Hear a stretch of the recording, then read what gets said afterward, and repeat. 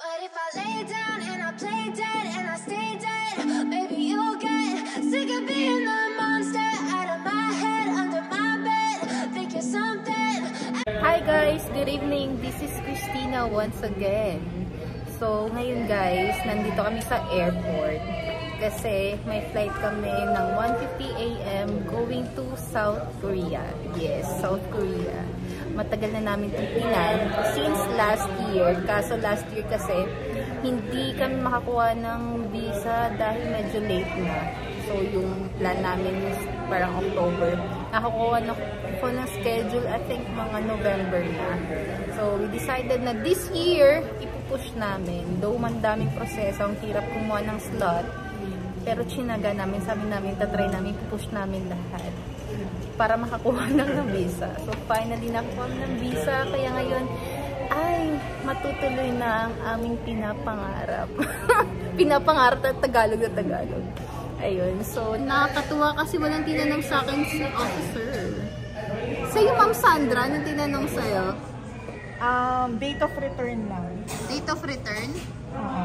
Tapos? And ano ko ba? Ano ba? Ako sila kasama ko. Talaga? Oo nga, narinig. Oo. Ano pa? Meron pa isa eh. Boarding na kami. 1:50 AM ang aming flight.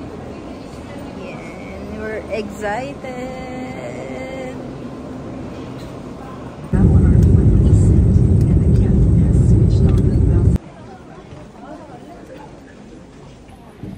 Hi guys! So we arrived in Incheon. Ayan. So andito na kami sa South Korea. 7:30. Aga, diba? Nag-clean na kami ng aming baggage. So, natapos din kami sa immigration. Grabe guys. 1 hour din yung pinila namin. Daming tao. Yun, matagal. Ang tagal. 1 hour din. So, ngayon kunin na namin yung baggage namin. Naghihintay na, nakita ko nandun eh. Parang kami na lang atay nahuhuli. Dami namin pinipilaban. Ito yung maleta namin. Yan. Konti na lang.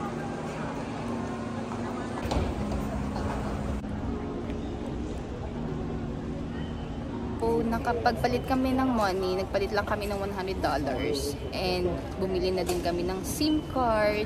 So, unlimited na yung data namin for 10 days. It cost like around 38,500. And ngayon, nakapila kami sa T-Money Card Station. Kasi kailangan namin bumili nito. Kaso complicated. Kasi isa lang nabili ko, kailangan ko dalawa. Yung money, parang hindi ina-accept kasi hindi enough yung change. So, inaayos nila. Nakapag-charge na kami ng T-Money Card for 50,000. Yan, sana cash na yun for 10 days. And nandito kami sa station. Nagitay na kami ng train going to Hongik University. Doon kami bababa. Sana tama yung pupunta namin. Papunta pala kami guys ng Hongdae. Kasi doon kami nag-book ng hotel.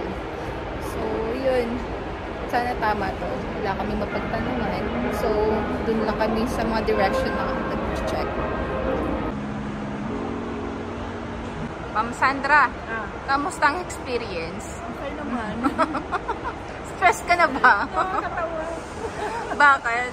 Ba't nakamas ka pa, ma'am? Nakamas ka pa din. Kaya pag lalabas natin.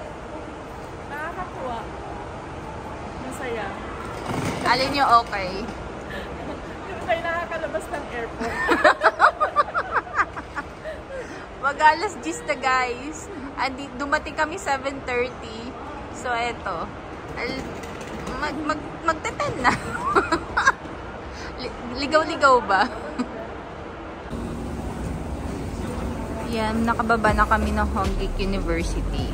So, pina-follow lang namin tong line 2 kasi ito yung papunta ng hostel namin.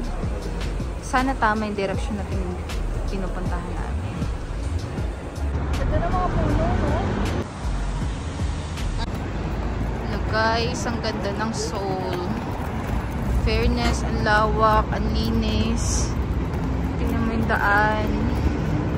Naiya ako sa Manila. Ganda. Sarap ng hangin. Malamig. Hostel, Cleo. Ayan.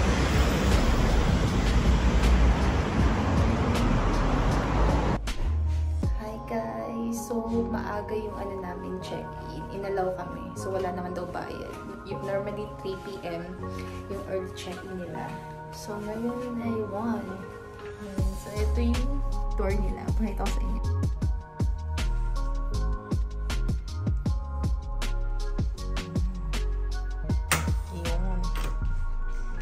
Yun, high-tech yan. Nandiyan yung maleta namin.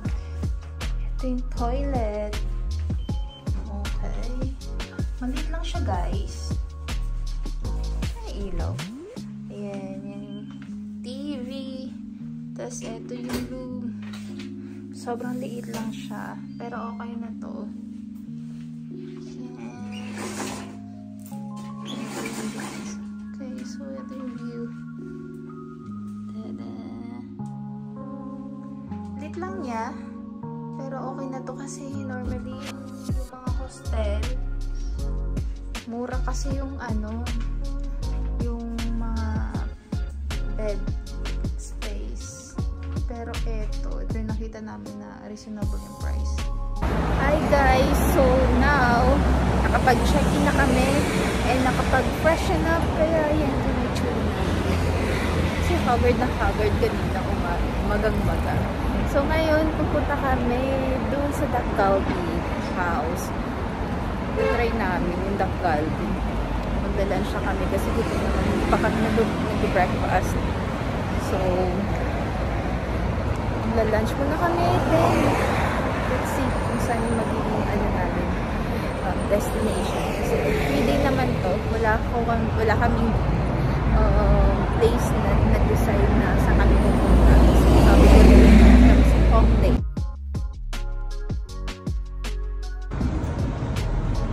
교인들은 지금 일어나고 있는 언론들의 허위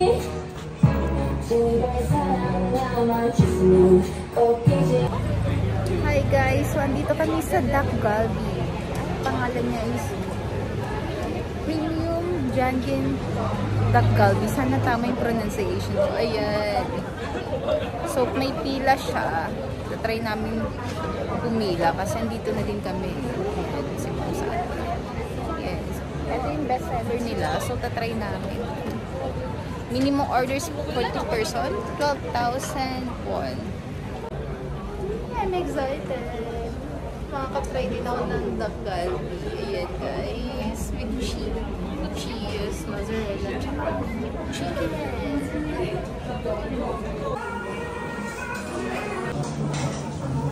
Then guys, dumating na yung order namin.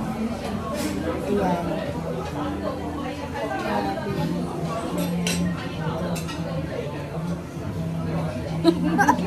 Hindi namin alam kung paano namin ubusin ito. Ang laki, parang good for, for person. Ang laki niya guys. May cheese sa gitna. Tapos chicken. Kimchi. Gugutom na ako. Masarap ba? Ayan. Mukhang masarap. Maglalaway na ako. Sige guys, kain muna ako. Madulas.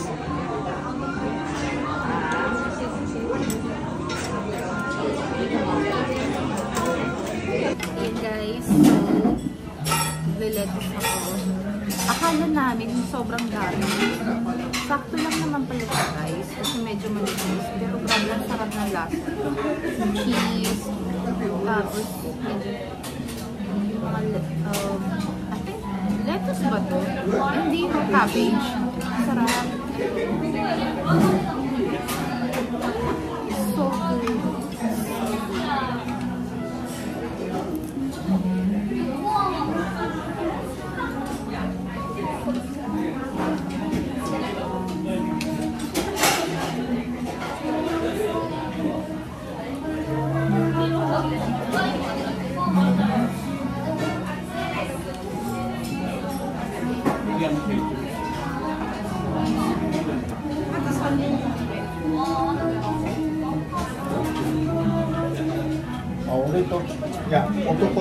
俺と健太とゆきとか。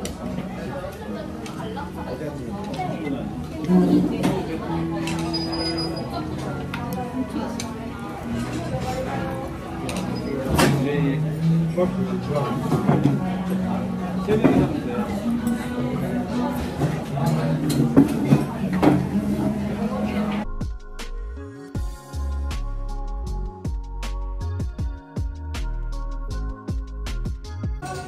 guys, yung natira.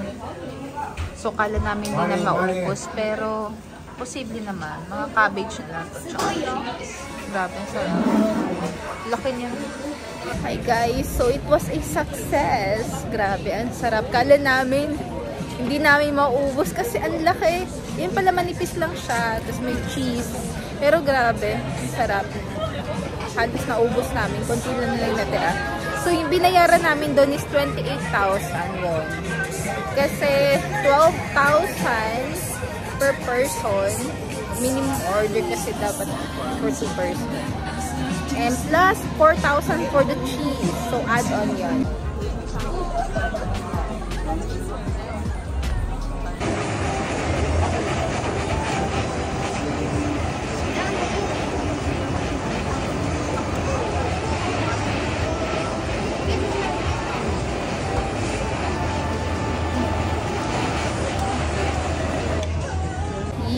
So, bumili kami ng marshmallow with chocolate ice cream. Anong lasa, ma'am? Ang laki, guys. Tingnan mo naman, laki. Lasang marshmallow. With chocolate. With chocolate.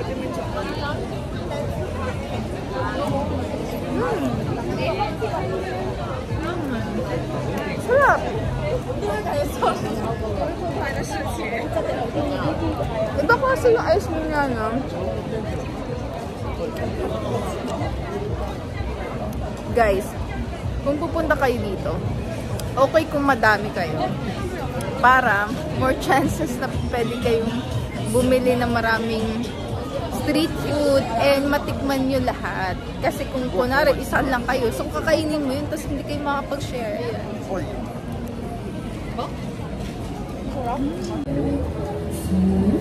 Hi guys! So, andito kami ni Ma'am Sandra sa Hongdae Street Market. Tinatry namin yung Insta 360 flow. Ayan guys. So, nagpapahinga muna kami kasi ang haba na nilakad namin kanina. Naghahanap ako ng cardigan. Kasi malamig dito. Hindi ko masusuot yung mga dress ko. Ito lang yung jacket na dala ko kasi kala ko hindi ganun kalamig. Pero malamig siya. Ayan, nakakaigit yung mga outfit dito. Anyway guys, nakikinig lang kami ng music and nagpapahinga. Then later on, pupunta kami doon sa market para makapag-try ng mga street food. Kasi medyo kanina, busog kami kasi alam mo yun yung parang may space pa. Di ba, ma'am? Ikaw, Ma'am Sandra? Ma'am! Bakit naman? Alam mo ba, parang pag naririnig ko tong kantang to, parang nanonood lang ako ng K-drama. Yung nga naglalakad sa park. Tapos nagdi-date. Ayan guys. Pakita ko sa inyo. Picture. 전해주고파 Sometimes I cry 널 잃을까 Sometimes I feel 내 품에 잠들어 있는 너 I promise you. Ayun guys, so babalik na kami ng hotel. Yan, kasi magpapahinga muna kami at kami napagod sa biyahe. Kasi alam niyo naman madaling araw yung flight namin and wala pa kami masyadong tulog. So it's either magpapadeliver na lang kami ng food mamaya or lalabas kami. Ayun guys, so please like yung video na to kung nag-enjoy kayo and also pa-subscribe na lang din para sa mga future vlogs mo sa South Korea. Yun. Thank you guys. Bye!